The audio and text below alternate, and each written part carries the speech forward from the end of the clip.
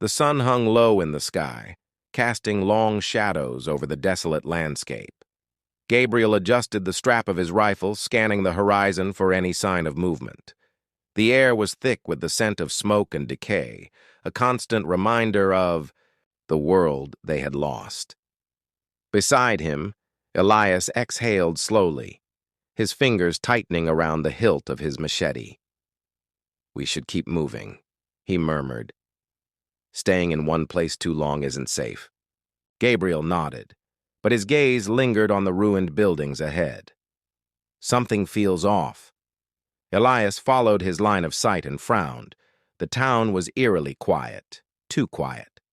Not even the crows dared to break the silence. A flicker of movement in the shadows made Gabriel stiffen. He raised his hand, signaling Elias to stop. Heart pounding, he peered through the rifle's scope. A lone figure emerged from the ruins, staggering slightly. The tattered remains of a military uniform clung to its emaciated frame. "Survivor?" Elias whispered, though doubt laced his voice. Gabriel tightened his grip. "Or bait." As if on cue, the silence shattered. A guttural growl echoed through the ruins, followed by the rapid scuttling of inhuman feet. Gabriel barely had time to react before dark shapes burst from the shadows, eyes glowing with hunger. "Run!" Elias shouted, swinging his machete as the creatures lunged. Gabriel fired, the crack of gunfire splitting the air. One creature dropped, but two more took its place. They moved with terrifying speed, their elongated limbs jerking unnaturally as they closed in. Elias fought beside him, blade flashing. But they were outnumbered. Gabriel knew they couldn't hold their ground. He grabbed Elias by the arm and yanked him backward. "We need cover!" They sprinted toward a crumbling gas station, vaulting over debris. Gabriel kicked open the door, ushering Elias inside before slamming it shut. He shoved a rusted shelf against it, their breaths coming in ragged gasps. Outside, the creatures howled in frustration, clawing at the walls. Gabriel reloaded, his hands steady despite the adrenaline coursing through his veins. Elias wiped blood from his cheek, his expression grim. "We can't stay here long," Elias said. "They'll find a way in." Gabriel nodded. "Then we make a plan, and we fight our way out." Outside, the sun continued its descent, plunging the world into deeper shadows. The night was coming, and with it the real terror began. "They'd go," she said. "It was just a precaution." My mother continued, her voice trembling with anger. "But I didn't trust her. I kept the papers. They're in the study." She didn't need to say more. I hurried to the study, rifling through the drawers until I found the documents. There it was, a legal form authorizing the sale of the house, my father's signature scrawled at the bottom. A forgery. "They thought he wouldn't remember," my mother said, standing behind me now. "They thought I wouldn't notice. But I've been watching them, Jacob. Diana's always been manipulative. But this is something else." I sat down, the weight of everything crashing over me. "They're not just after the money," I said quietly. "They're after everything. The house, the savings, everything Noah and I loved." My mother placed a hand on my shoulder, her grip firm.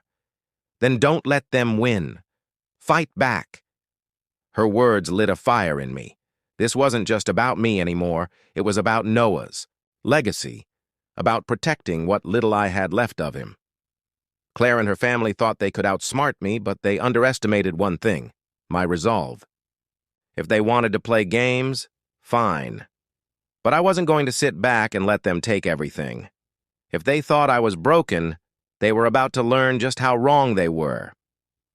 That night, I sat in Noah's room, holding his stuffed penguin. "I'll fix this," I whispered into the darkness. "I promise you, Noah. I won't let them take what's ours." The storm inside me had calmed, replaced by something colder, more dangerous. Claire and her family thought they could destroy me, but they had forgotten one crucial thing. I wasn't just grieving. I was preparing. The house wasn't just property.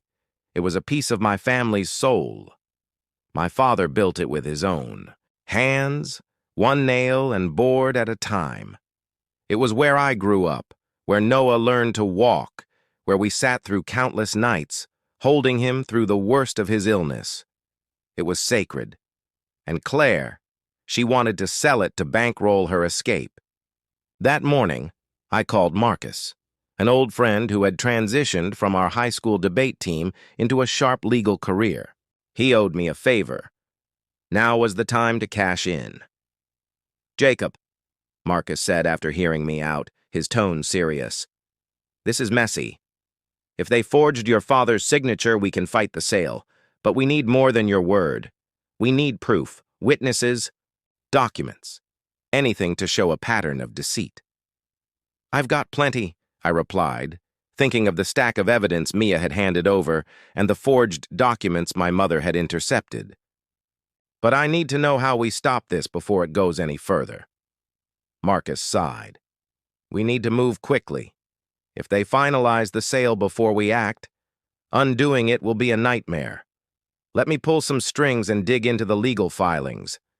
In the meantime, gather everything you can. Don't leave anything to chance." I thanked him and hung up, my mind already racing. Marcus was right. The clock was ticking. Claire and her parents weren't wasting time. And neither could I. By the time night fell, the study was a battlefield of papers and plans. My mother walked in, a cup of tea in hand, and set it beside me. "You've got that look in your eye," she said. "What look?" I asked, glancing up from the corkboard. "The same look your father used to get when someone tried to cheat him out of a deal." She smiled faintly. "Don't let them take this from us, Jacob. Don't let them take Noah's home." Her words hit me like a lightning bolt. This wasn't just about me or even the house. It was about protecting what Noah loved, what he left behind. The rage I felt at Claire's betrayal had evolved into something sharper, more focused. "They won't," I promised. The next morning, I dressed like a man going to war. Suit pressed, tie knotted, folder in hand. Marcus had already filed a motion to halt the sale, but I knew I needed to show up and confront them head on. As I stepped out the door, my mother handed me something small, a worn, stuffed penguin. "Take it with you," she said softly. "For luck." I slipped it into my briefcase, the familiar weight grounding me. It wasn't just a toy. It was a reminder of Noah's laughter, his resilience, his love for the life Claire had so easily abandoned. Claire's face went pale the moment I opened the folder. She wasn't prepared for this. None of them were. Diana sat beside her, her usual smug demeanor faltering as her eyes darted to the documents spread across the table. The realtor, caught in the crossfire of a battle he hadn't signed up for, looked deeply uncomfortable. "What is this?" Claire asked, her voice laced with faux confusion, but the quiver in it betrayed her nerves. "You tell me," I replied, leaning forward, "because it looks like a stack of evidence proving that you and your mother have been forging documents, siphoning money, and trying to sell this house behind my back." Diana's lips thinned.